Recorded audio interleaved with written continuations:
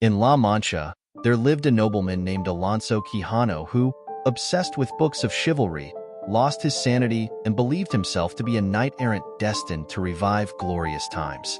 Adopting the name Don Quixote of La Mancha, he armed himself with old weapons, renamed his horse Rocinante, and chose a peasant girl, Aldonza Lorenzo, as his idealized lady, calling her Dulcinea del Toboso. With everything ready, he set off on his first adventure. Don Quixote, now a self-proclaimed knight filled with chivalric fantasies, left his village without saying goodbye to anyone. He traveled through the fields of Montiel until he realized he had not been formally knighted, which worried him but did not discourage him. After an exhausting journey, he saw an inn which he imagined to be a castle. There, he asked the innkeeper to knight him. Although the women laughed at him, his fervent imagination made him see them as ladies of high lineage. The innkeeper, playing along, accepted the request, thus beginning the grand and absurd adventure of Don Quixote. The next morning, Don Quixote mistook some windmills for evil giants and, despite the warnings of his squire Sancho Panza, attacked them with his lance, ending up injured and defeated. In his mind, he had fought a battle against formidable foes. Sancho tried to console him by saying they were just windmills, but Don Quixote insisted that his enemy, the sage Freston, had transformed the giants into windmills to steal his glory. With this belief, they continued their journey in search of new adventures. Once recovered, Don Quixote and Sancho Panza continued their journey and encountered some Toledo merchants. Don Quixote tried to force them to declare that Dulcinea del Toboso was the most beautiful lady in the world. The merchants, mocking him, demanded to see Dulcinea first. When they refused, Don Quixote attacked them but fell to the ground when his horse, Rocinante, stumbled. The merchants took advantage of this to give him a beating, leaving him badly injured. Sancho Panza rescued him and took him back to their village, trying to convince him to abandon his mission. However, Don Quixote, more determined than ever, promised to continue his quests once recovered. Back in their village, Sancho took Don Quixote to his home, where they were greeted with concern by his niece and the housekeeper. Sancho recounted what had happened, and the women, worried about his mental health, asked for help from the priest and the barber. They decided to burn all the books of chivalry that had driven Don Quixote mad. While Don Quixote rested, the priest and the barber held a trial in his library, concluding that most of the books should be destroyed. They locked Don Quixote in his house, hoping that rest and the absence of these books would help him regain his sanity. However, Don Quixote remained convinced of his destiny as a knight-errant and was determined to resume his adventures as soon as possible. The priest and the barber, determined to end Don Quixote's madness, went to his library to dispose of the books that had caused his obsession. As they reviewed the volumes, they discussed and mocked the ridiculous contents of the chivalric books. Some books were spared for their literary merits, but most were condemned to the fire. They criticized chivalric literature and expressed concern about its influence on Don Quixote's mind. Finally, they threw the books into the courtyard and burned them, locking the library door, hoping that Don Quixote, upon waking, would forget the contents of his beloved readings and recover from his madness. After some days of rest, Don Quixote began planning his next adventure. Although his friends and family tried to keep him at home, his desire to be a knight-errant was irresistible. One night, he escaped from his house unnoticed. He convinced Sancho Panza to join him as his squire, promising him the governorship of an island as a reward. Sancho, though doubtful, accepted, and they set off together at dawn, determined to live great deeds and right the wrongs of the world. Thus began the second outing of Don Quixote and his faithful squire. On their way, Don Quixote and Sancho encountered some windmills that Don Quixote mistook for giants. Ignoring Sancho's warnings, he charged at the windmills with his lance, believing them to be enemies. As he attacked, one of the windmills struck him and sent him flying, leaving him badly injured. Sancho rushed to his aid, trying to explain that they were just windmills. However, Don Quixote insisted that his enemy, the sage Freston, had transformed the giants into windmills to steal his glory. With this belief, they continued their journey in search of new adventures, determined to face any challenge. On their journey, Don Quixote and Sancho Panza met some Benedictine friars and a lady in a carriage, whom Don Quixote mistook for kidnappers and a lady in distress. He charged at the friars, knocking one down while the others fled. Sancho tried to strip the fallen friar of his clothes, which led to a fight with the lady's servants. Then, Don Quixote confronted a Basque escorting the carriage and, after a brief but intense battle, defeated and left him badly injured. Convinced he had rescued a lady in danger, Don Quixote continued his journey, while Sancho struggled to keep up with his master's mad and dangerous adventures. After the battle with the Basque, Don Quixote and Sancho continued their journey and encountered a procession of penitents carrying an image of the Virgin Mary. Don Quixote, believing they were villains who had captured a lady, charged at them to free the supposed captive. The penitents, frightened, tried to explain the truth, but Don Quixote, stubborn as always, attacked one of them. In the scuffle, Don Quixote was beaten and left unconscious. Sancho rushed to his aid and, with the help of the penitents, took him to a safe place. As Don Quixote regained consciousness, Sancho reflected on his master's madness and the constant dangerous situations they found themselves in. During their journey, Don Quixote and Sancho Panza met a group of goatherds who invited them to share their dinner. The goatherds, surprised by Don Quixote's appearance and behavior, listened as he spoke about the values of knight-errantry and his ideals. Although they listened attentively, they couldn't help but laugh at his ridiculous stories.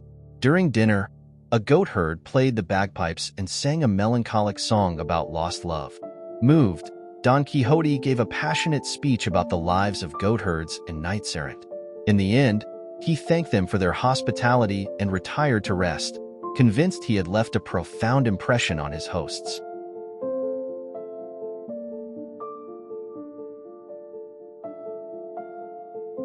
At dawn, Pedro, one of the goatherds, recounted the sad story of Grisostamo, who died of love for the shepherdess Marcella, a young woman who had decided to live freely, rejecting all her suitors.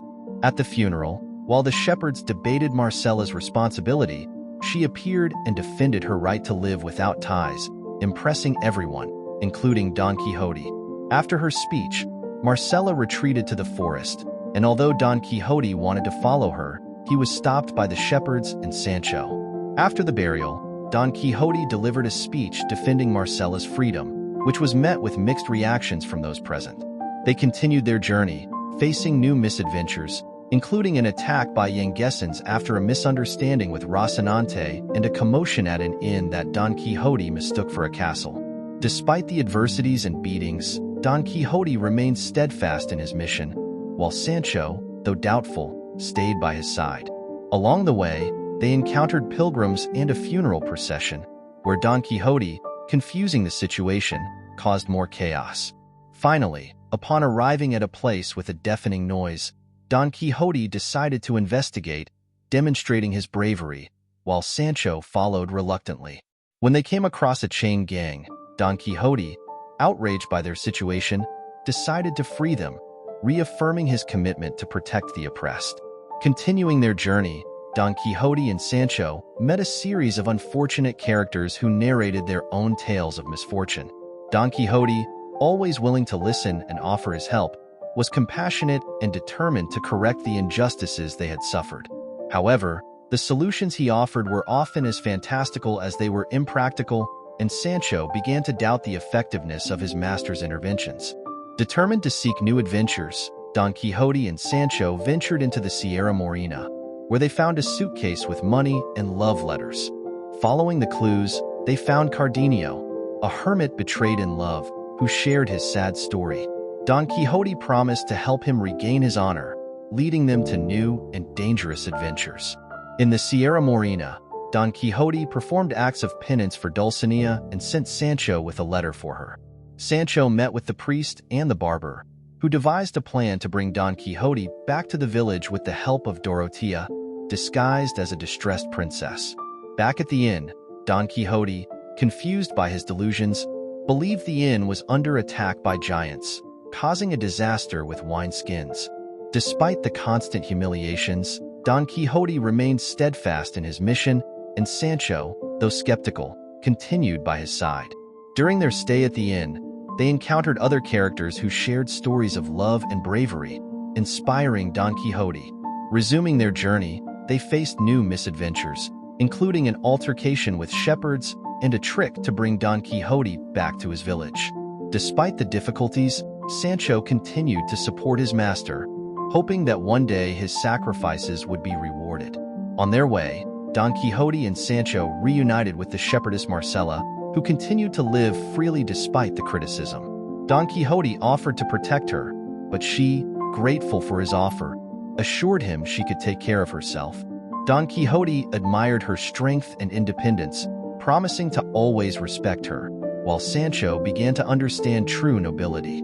Back at the inn, Don Quixote, confused by his chivalric delusions, believed the inn was under attack by giants and drew his sword, causing a disaster with wineskins. Though Sancho tried to stop him, the furious innkeeper demanded compensation. Despite everything, Don Quixote still believed in his mission. At the inn, they met familiar travelers and, after several revelations, reconciled, while Sancho added a comedic touch with his strange dreams. On the way back, they continued discussing chivalry, reflecting Don Quixote's firm conviction and Sancho's loyalty. During their stay at the inn, more incidents fueled Don Quixote's delusions, including facing wineskins he believed were giants. Meanwhile, the captive recounted his story of bravery and love with Zoraida, inspiring everyone. More comic events, such as the prank with the horse Clavelino, kept everyone laughing. Continuing their journey, Don Quixote attacked flocks of sheep, believing them to be enemy armies, and both were beaten by the shepherds. Finally, the priest and the barber devised a plan to bring Don Quixote back to his village, involving a fake ceremony and local actors, hoping to find some peace, though the journey back was not without incidents and misunderstandings. Back at the inn, Don Quixote and Sancho Panza found themselves in a series of comic entanglements, highlighted by the arrival of comedians whose play was interrupted by Don Quixote, causing chaos. Despite Sancho's attempts to calm him, the knight remained firm in his interpretation until the priest and the barber convinced him to continue their journey to the village. The inn was filled with tales of bravery and misfortune, creating camaraderie among the guests. While Sancho searched for his missing donkey, the inn rallied to help, and they finally recovered the animal. The priest and the barber continued devising plans to bring Don Quixote back to the village, facing new conflicts. On the way, Sancho expressed his doubts about the promise of the isle, but decided to keep supporting his master, facing new challenges together. At an inn, Don Quixote promised to help a distressed count, complicating the situation with a series of misunderstandings and conflicts, leading to more misadventures for both. Don Quixote and Sancho Panza, after an encounter with peasants arguing about their donkeys braying, found themselves caught in a fight that only worsened with Don Quixote's intervention. Despite the beatings and mockery, they escaped, and Sancho, worried about the safety of his donkey, Rusio, kept watch during the night, facing comic and dangerous situations.